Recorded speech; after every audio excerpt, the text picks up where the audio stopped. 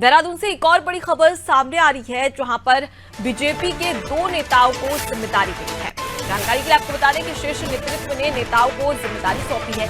जहां बागेश्वर उपचुनाव के लिए ये जिम्मेदारी सौंपी गई है, दोनों नेताओं को चुनाव प्रबंधन की नई जिम्मेदारी सौंपी गई है। तो आपको बता दें कि बागेश्वर में उपचुनाव होने वाले हैं, क्योंकि कैबिनेट मंत्री चंदन राम दास का निधन हो चुका है और उसके चलते अब उपचुनाव होने वाली है, जिसकी तैयारी में बीजेपी अब लगी हुई है। ज्यादा जानकारी लेंगे, हमारे साथ में सोनू लगातार जुड़े हुए। सोनू, बागेश्वर में उपचुनाव होने वाले हैं और ऐसे में दो नेताओं को विशेष जिम्मेदारी दी है। लेकिन अगर हम बात कर ली जाए बागेश्वर उपचुनाव की, तो इसमें जानकारी में यह भी निकलकर सामने आ रहा है कि जो कैबिनेट मंत्री थे चंदन राम दास, जिनके निधन के बाद में ये जो विधानसभा सीट थी वो अब खाली हो चुकी है। ऐसे में बीजेपी उनके जो रिलेटिव है, जो उनके परिजन है, उसे चुनाव में उम्मीदवार के तौर पर पेश करने वाली है। ऐसी जानकारी भी निकलकर सामने आई है।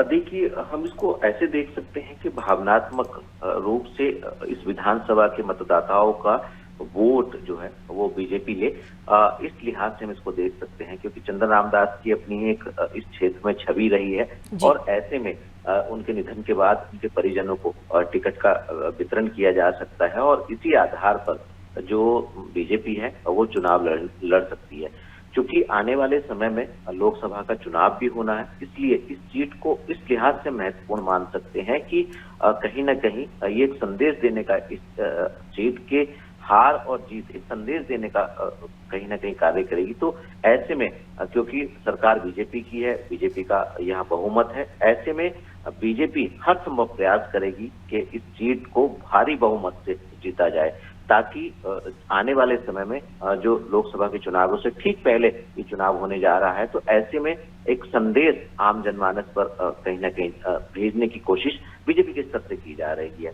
अब ऐसे में दो नेताओं को जिम्मेदारी दे दी गई है। अब चुनाव प्रबंधन किस तरह से ये नेता कर पाएंगे और जो पार्टी के दिग्गज नेता हैं वो कैसे आगे बढ़ेंगे और मार्गदर्शन इन दोनों नेताओं का करेंगे, और जो उद्देश्य बीजेपी लेकर के चल रहे, उस उद्देश्य को लेकर के बीजेपी कितना सफल हो पाएगी, देखना होगा कि इस सीट पर बीजेपी आखिर किस लिहाज से और कितनी जीत दर्ज कर पाएगी। जी बिल्कुल, और जैसे कि देखा जाए तो 2024 में लोकसभा चुनाव और उससे पहले बागेश्वर में उपचुनाव, तो कहीं ना कहीं बीजेपी इसे सेमीफाइनल की तरह ले रही है, क्योंकि जाहिर सी बात है कि जब भी बड़े चुनाव होते हैं तो उससे पहले जो उपचुनाव होता है उसका रिजल्ट भी देखा जाता है और उसका जिक्र भी किया जाता है। ऐसे में बीजेपी के लिए ये जो बागेश्वर विधानसभा सीट है वो काफी अहम हो जाती है लोकसभा के मद्देनजर। फिलहाल के लिए आप हमारे साथ में बने रहिए सोनू, आगे भी आपसे जानकारी लेंगे। तो बागेश्वर में उपचुनाव होने वाले हैं, जिसके चलते बीजेपी ने दो नेताओं को जिम्मेदारी सौंप दी है, जिनके शीर्ष नेतृत्व में जो तमाम रणनीतियां हैं वो बनाई जाएगी बागेश्वर में किस प्रकार से चुनाव जीता जा सके।